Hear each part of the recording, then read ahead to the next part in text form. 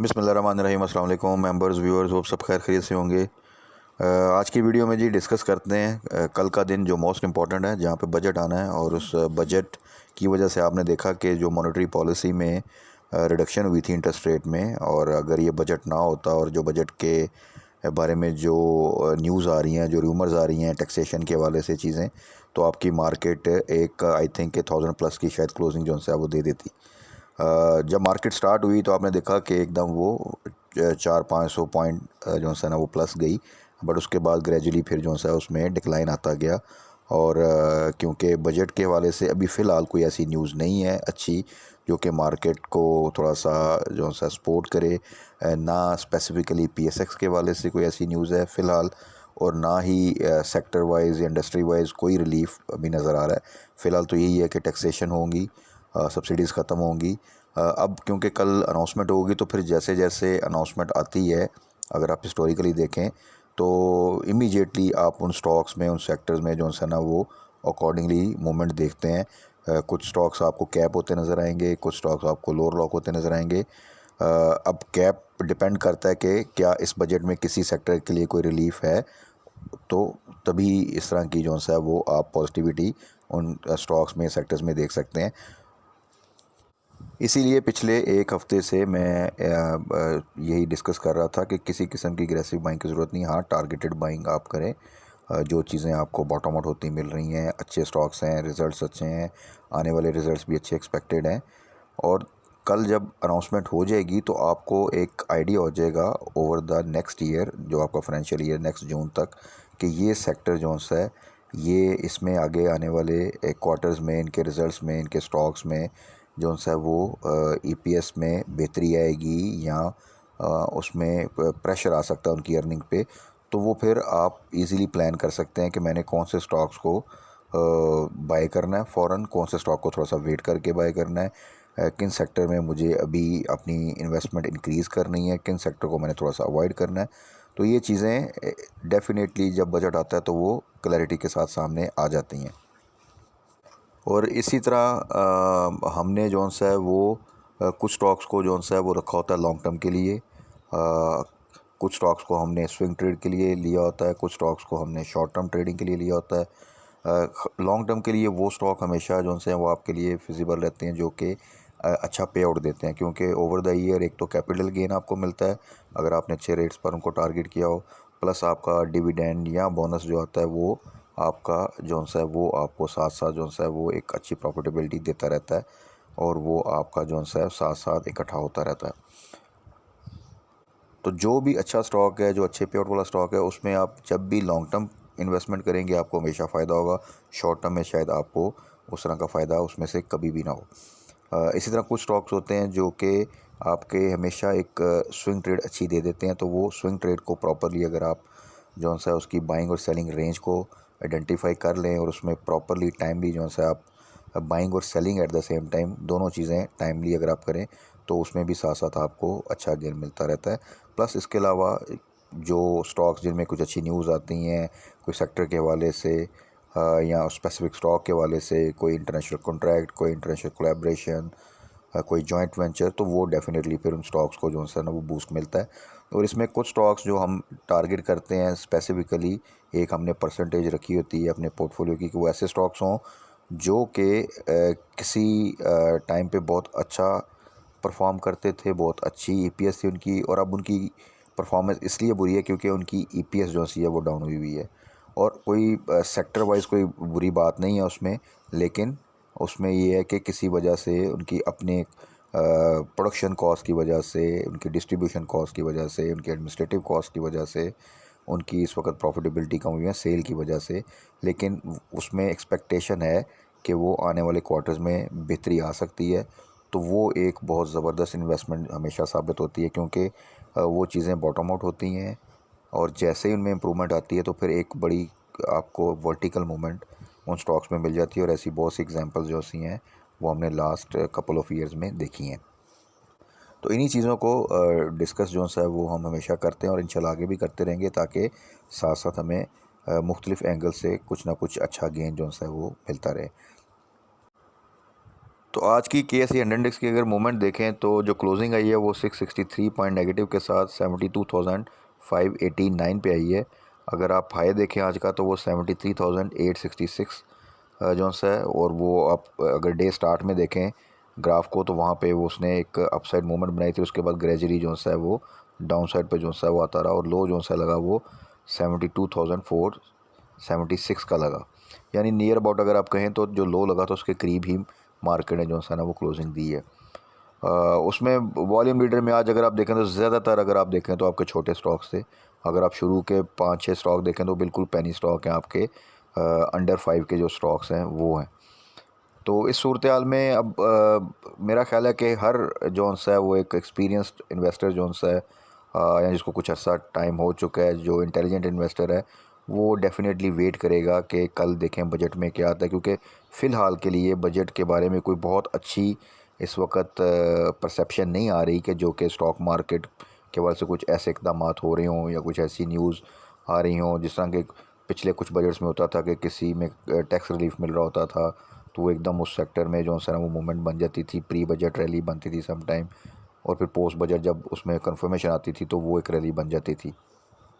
अब sector wise अगर आएँ तो देखें आईटी सेक्टर एनी केस किसी किस्म की टैक्सेशन अगर उस पर आती भी है तो एट द सेम टाइम उसको गवर्नमेंट किसी ना किसी एंगल से रिलीफ ज़रूर देगी, क्योंकि आईटी सेक्टर में आपका फ्यूचर है। और अगर आप देखें तो गवर्नमेंट आगे उनके जो प्लानिंग है उसमें भी यही है कि उन्होंने आईटी सेक्टर की एक्सपोर्ट को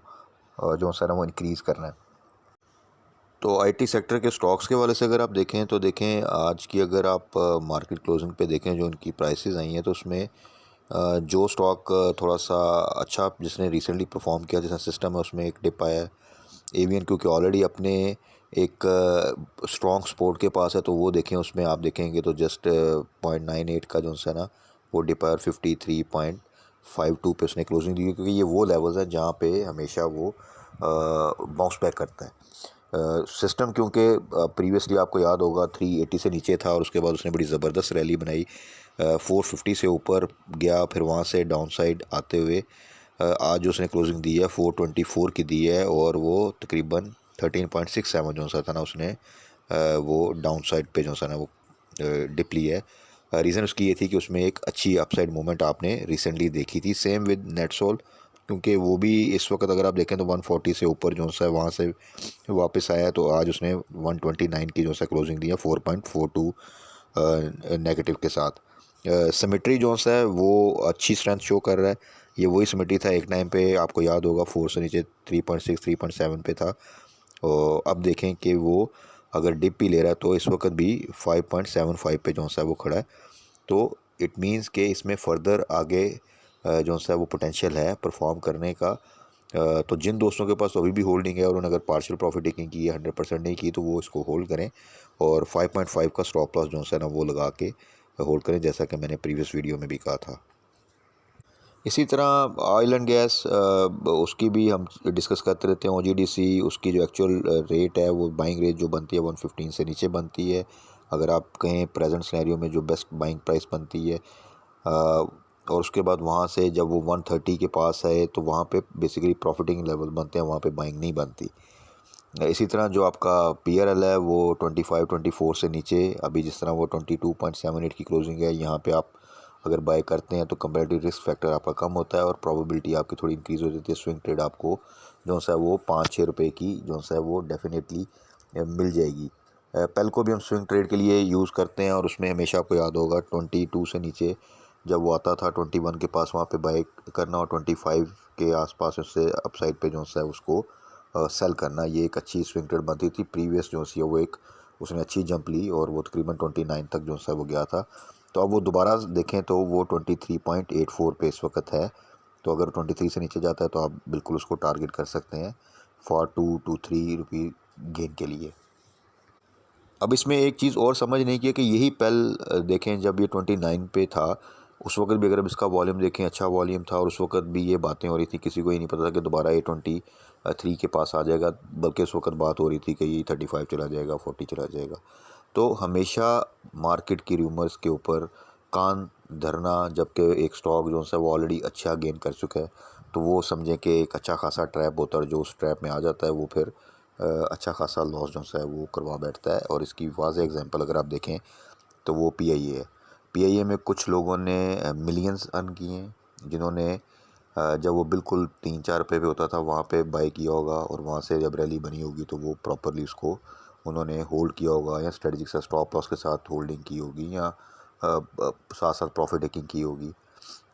किसी ने ज़्यादा गेन किया होगा, किसी ने कम गेन किया होगा। और उसमें ऐसे लोग भी होंगे जिन्होंने 31 पे जाके बाई किया होगा, 30 पे किया होगा। और वो इस वक्त देखें किस सिचुएशन में होंगे। अगर जिसने थोड़ा सा स्टॉप लॉस लगा के रखा होगा वो सेफ़ हो गया होगा, किसी ने जल्दी एग्ज़िट ले लिया होगा। बीच में आपको बड़ी दफ़ा उसमें स्विंग ट्रेड भी मिली, काफ़ी अर्सा वो 23 टू 29 के दरमियान भी जो है वो मूव करता रहा। लेकिन जो उसकी एक्चुअल न्यूज़ थी, मैंने पहले भी डिस्कस किया था, क्योंकि उसमें पहले एमिरेट्स का इंटरेस्ट था और सऊदी एयरलाइन का इंटरेस्ट था। तो वो न्यूज़ क्योंकि देखा कि प्रैक्टिकली जो से चीज़ें नहीं जा रही, तो उसके बाद उसमें दोबारा से फिर उसको हमने मेंशन करना बंद कर दिया कि इसमें अब वो पोटेंशियल नहीं रहा। और उसके बाद देखें कि वो अब मुसलसल जो है वो डाउन साइड पे है। तो कुछ चीज़ों को आपने अप टू डेट रहना होता है, प्रॉपरली एडवाइस पे अमल करना होता है, तो फिर चीज़ें आप थोड़ा सा अच्छे तरीके से मैनेज कर लेते हैं। बाकी कल के लिए देखें, इस वक्त कहना कि आप ये स्टॉक ले लें या इसको बाय कर लें, तो किसी किस्म की भी आप प्रोबेबिलिटी को प्रॉपरली उस वक्त कैलकुलेट नहीं कर सकते जब तक कि कल उस सेक्टर के हवाले से अनाउंसमेंट नहीं आएगी। क्योंकि अगर जो अनाउंसमेंट आएगी उसके ऊपर पूरी मूवमेंट बनेगी। जिस तरह के टैक्सेस आएंगे, जिस तरह की सब्सिडीज़ ख़त्म होंगी, अगर कोई किसी सेक्टर को रिलीफ मिलता है या स्टेटस को रहता है, तो वो अकॉर्डिंगली फिर मूव करेगा। और उसमें इमीडिएटली आप कल बजट के बाद एक बिल्कुल क्लियर पिक्चर के साथ अपनी स्ट्रेटजी जो सी है वो प्लान कर सकते हैं। सो कल के लिए स्टे स्ट्रॉन्ग। जो आपके स्टॉक्स हैं अच्छे स्टॉक्स हैं और अच्छी लेवल पे बाई किए हुए हैं आपने, तो उनमें किसी किस्म की वरी की बात नहीं है। एक किसी भी चीज़ का रिएक्शन, अच्छी न्यूज़ का या बुरी न्यूज़ का, वो एक इमीडिएट रिएक्शन होता है जो 1-2 ट्रेडिंग सेशन का होता है, और एक फिर आपका लॉन्ग टर्म जो है ना वो आगे या रिकवरी होती है, या लॉन्ग टर्म उसमें फिर फर्दर जो है वो एक प्रेशर आता है। तो वो चीज़ें इमीडिएट रिएक्शन के ऊपर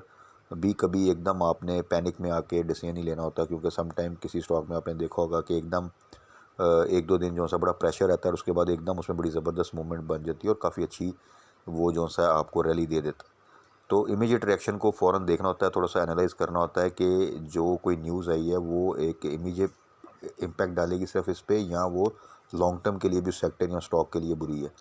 तो बस सिर्फ उसका इम्पैक्ट जो सा वो इमीडिएट है, एक पैनिक है, एक र्यूमर है, एक न्यूज़ है ऐसी कि जो लग रहा है कि ये शायद इसका नुकसान होगा एक्चुअल, लेकिन वो लॉन्ग टर्म में कोई इतना ख़ास नुकसानदेह नहीं है, तो देन आप देखेंगे कि एक इमीडिएट डिप के बाद वो स्टॉक आपको परफॉर्म करता नज़र आएगा। ऑन द कॉन्ट्ररी सेम इसी तरह कुछ सम टाइम होता है कि आपको बड़ी एक र्यूमर मार्केट में नज़र आती है कि इसमें यार ये न्यूज़ आ गई है, इसका ये एक्विजिशन होने लगी है, ये जॉइंट वेंचर होने लगे। थोड़े से अरसे बाद over the months, coming months या